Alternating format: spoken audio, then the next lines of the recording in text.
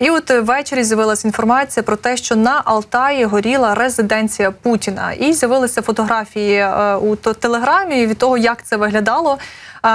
Ця резиденція розташована у Унгудайському районі Республіки Алтай. Вона майже повністю, як ви бачите, згоріла одна з будівель.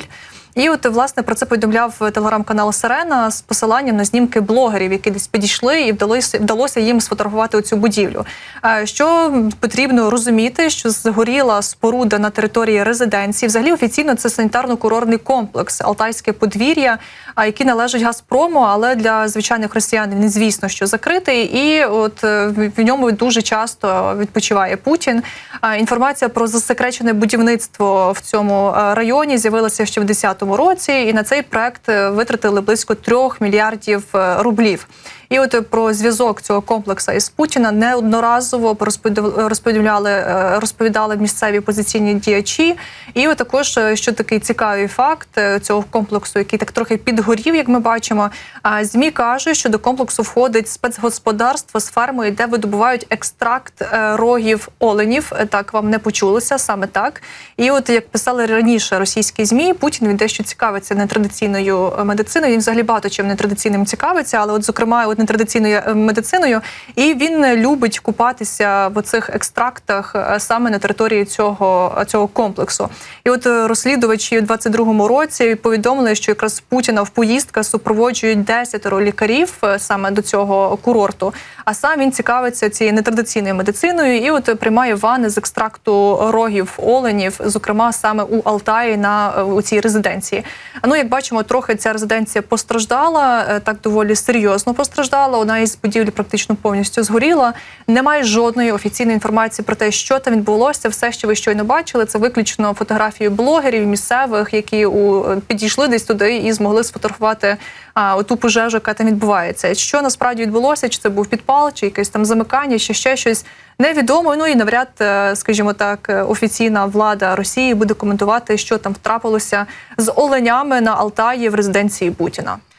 Так, це йде мова про дійсно такий розчин, екстракт із рогів молодих оленів-маралів. Навіть кажуть, принаймні там різні публікації на Росії стверджували, що це Шойгу підсадив Путіна на такий вид терапії та омолодження. Хто його знає, перевірити цю версію дуже складно, але зараз бачимо, що Шойгу трохи страждає від різноманітних чисток і репресій у своєму оточенні колишнього керівництва Міноборони. Може, Путін і від цієї звички тепер відмовиться купатися у таких ваннах. Може, вирішив порвати з минулим і сам підпалив свою резиденцію, щоб ноги його більше там не було. Ну, все це, звичайно, жарти. Перейдемо далі до серйозніших тем, коли якраз під загрозою знищення опиняється у нас російський Керченський міст через Керченську протоку до нашого Криму, то ворог це дуже добре розуміє. І зараз ми бачимо, що ця ймовірність ураження переправи через Керченську протоку, вона зростає. Ми бачимо це по вчорашній атаці якраз по паромній переправі біля Керчі.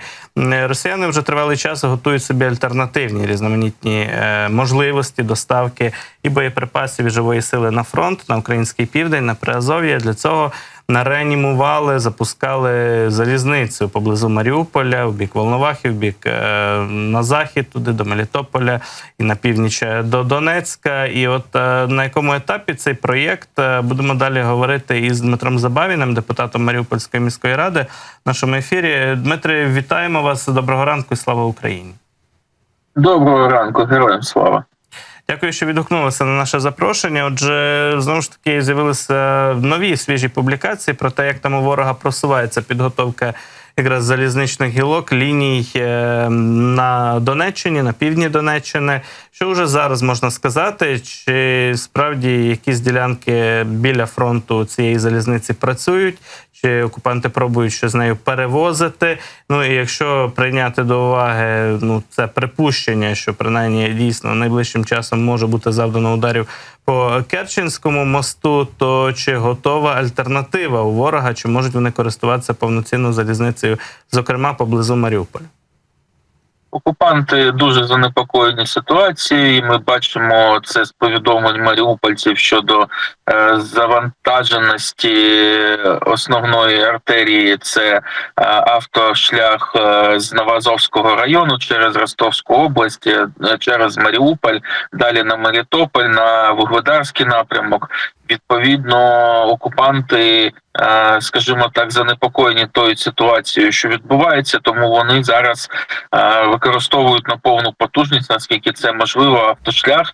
Щодо залізничного сполучення, в них є завдання максимум – це 2 гілки, це поновити той вузол, який вже був і який постраждав у результаті російського вторгнення, тобто в результаті того, що росіяни самі знищували інфраструктуру.